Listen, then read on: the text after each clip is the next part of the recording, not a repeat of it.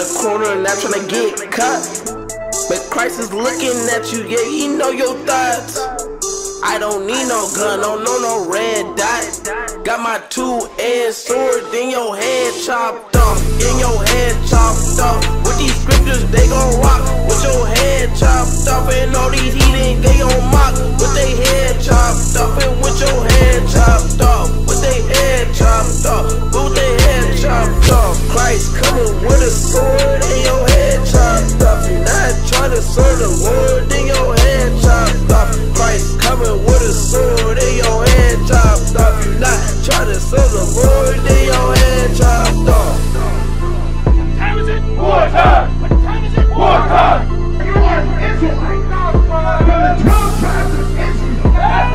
Your daily conversation should be these laws, statutes, and commandments. Bring it out! Right, you're both the children of Israel, which makes you brothers. But guess what? The white man, they put these different names on us. They called you African American, Native American. They called them Hispanics, Puerto Ricans, Cubans, what is it, Guatemalans,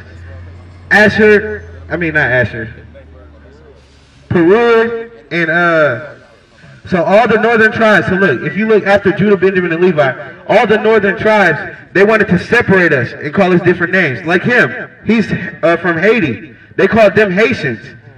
But they fit the same curses that God put upon the nation of Israel. All these tribes have the curses put upon them for a sign that we will know in the last days. That's why when we pick up this Bible, us up here, that's why we know this and we're able to come out and teach you all. We're out here to show the so-called blacks, Hispanics, and Native Americans that we are one nation of people. But why do we look at each other as enemies today? Why do we look at each other like, oh, that ain't my people?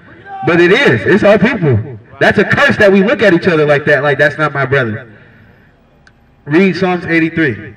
Psalms chapter 83 and verse 2. Hey, what's your name, bro? Brandon? What's your name? Jay. What?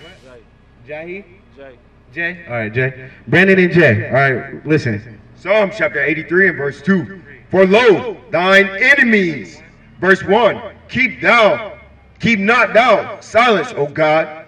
So he's prophesying in the spirit, right? He's seeing in the spirit that Israel would go off into captivity, right?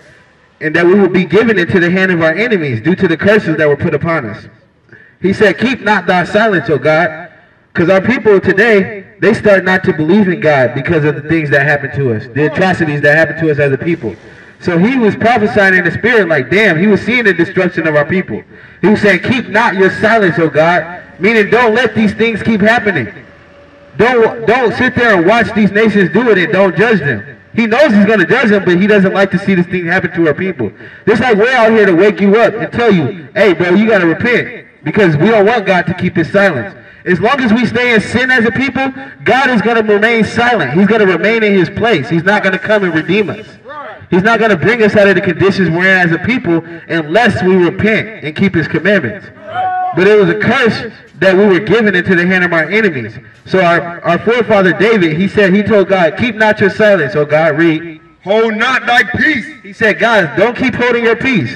Show these nations that we are that your sons and daughters. That the nation of Israel is supposed to be the rulers of the earth. That's what he's saying. Keep not thy silence and hold not thy peace. Read. And be not still, O God. For lo, thine enemies make a tumult. So he's saying, look, God, your enemies, they're making a tumult. Meaning that they're a tumult is what? An angry gathering. Meaning the gathering of all those nations outside of Israel. It's a gathering of them angrily coming together to say what? Read.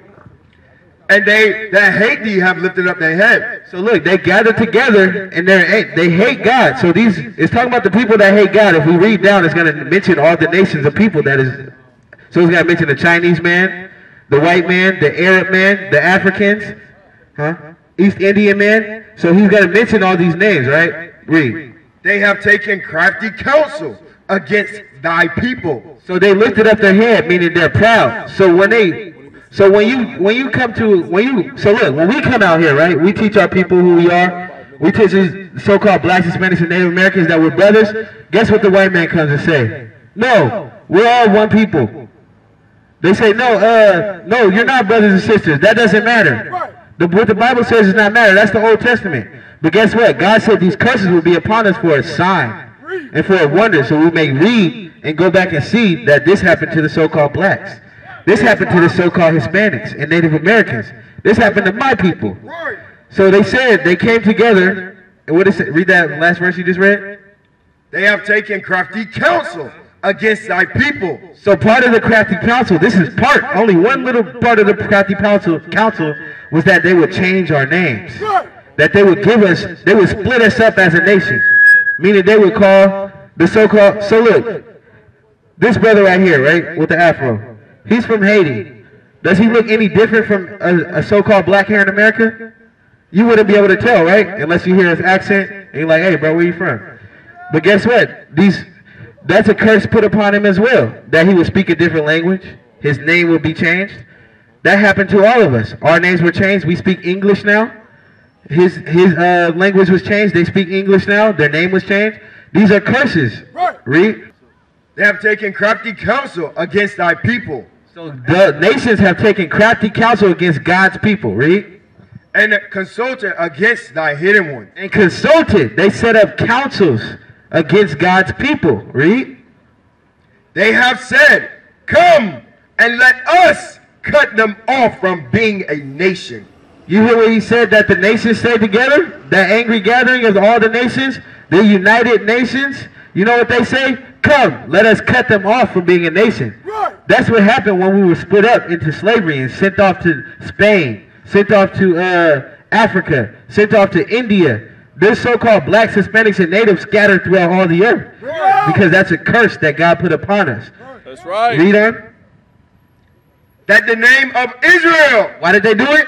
That the name of Israel may be no more in remembrance. So their whole point was that our name would be no more in remembrance. Meaning we wouldn't be able to look. You wouldn't be able to look at pictures of your forefathers and foremothers and see them wearing the fringes, which is a commandment of God, and say that we are the Israelites.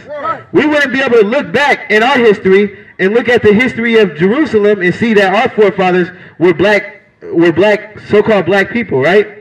They had dark skin. They were dark-skinned people. Those are our forefathers. We wouldn't be able to look and remember that we are the Israelites because that crafty counsel that they put. Guess what another part of the crafty counsel is? That they would set up this man as Christ. This man is the false image of Christ. You know what the Bible says Christ looks like? You know what the Bible says Christ looks like, Brandon? Nope. That's what they put up though, right? That's the image that people wear. That's the people image on the cross is a white man with a beard and some hair, right? Let's get the image of Christ. So I'm going to show you the crafty counsel that they put upon us. Revelation chapter 1 and verse 1. The revelation of Jesus Christ. So revelation, what's the key word to revelation? To reveal. It means to reveal. So this is the revealing of Jesus Christ. Read. Verse 10. I was in the spirit on the Lord's day. So this is John the Revelator speaking. He said he was in the spirit on the Sabbath, on the Lord's day. Read. And heard behind me a great voice as of a trumpet. So when he heard behind him a great voice, a very loud voice as of a trumpet. Like when we're speaking right now, he heard this. This is what he heard. Read. Saying, I am Alpha and Omega, the first and the last. And what thou seest, write in a book. Alpha and Omega is Christ, right? So he said, in Christ, when he saw Christ, Christ told him, did he turn around yet? Okay, so he said, I'm Alpha and Omega, read. And the first and the last. And what thou seest, write in a book. So before he turned around, he said, so what you see, write it in a book, so that it may be sent unto, read it. Write it in a book, and send it unto the 7 churches which are in Asia, unto Ephesus, and unto Samaria, and unto Pergamos, and unto Thyatira, and unto Sardis. Okay, so he was sending them unto the 7 churches, because Israel was still scattered. The northern kingdom of Israel was scattered. So they were going out to teach the gospel to them. He said, write this in the book, because he knew in these last days that the crafty counsel would happen. What was Christ reading? What was Christ teaching back in the days? He was teaching Psalms, the book of Psalms. He was teaching the book of Deuteronomy, Joshua, Judges. He was teaching the Old Testament, what we like to call the Old Testament today. So he knew that crafty counsel that would come upon us, that would remove our names from us, that would teach us this false image here. So he had them write it in a book so that we'll be able to read it today and see what color Christ really was. What nation Christ really came from. Read. Verse 12. And I turned to the voice that spake with me. So he heard that voice behind him. Then he turned, right? He turned and see the voice that spoke with him. Read. And being turned, I saw 7 golden candlesticks. We'll go in depth with you on the history on showing you that you are the Israelites according to the Bible. It's time for the tribe of Gad to wake up. That's right. We don't have many Gadites standing up here with us. We need Gad over here to teach their people. Because Gad is destroyed as a people. Gad does not. Where do they believe? Where do your people believe that they came from? South Dakota? No, I mean like, where do they believe? How are they formed? How is mankind formed? I heard a Native American lady say, "I come from a clan." You ever heard that before? Yeah, there's different doctrines throughout. Just like the so-called blacks, Hispanics, they all have different doctrines that they've learned, right? So God, that's part of the crafty council too, that we would serve. Well, that's a curse. Matter of fact, that's a curse that God put upon us, that we would serve our enemies and we would worship their false gods, that we would worship wood, stone. These are curses that God put upon us. But we'd love to go in depth with you, bro. And we got videos on YouTube for you to watch. Just type it in, IUIC Gad.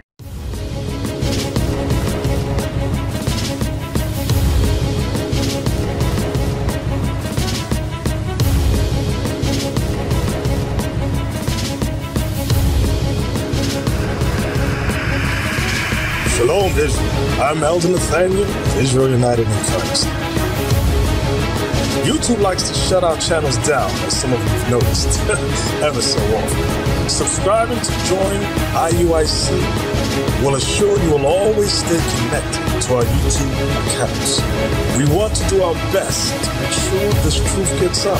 Please click and join our subscriber YouTube channel called Join IUIC to stay linked to all of our videos. So again, please make sure you subscribe to this Join IUIC channel to get your latest updates from all our YouTube channels. Shalom.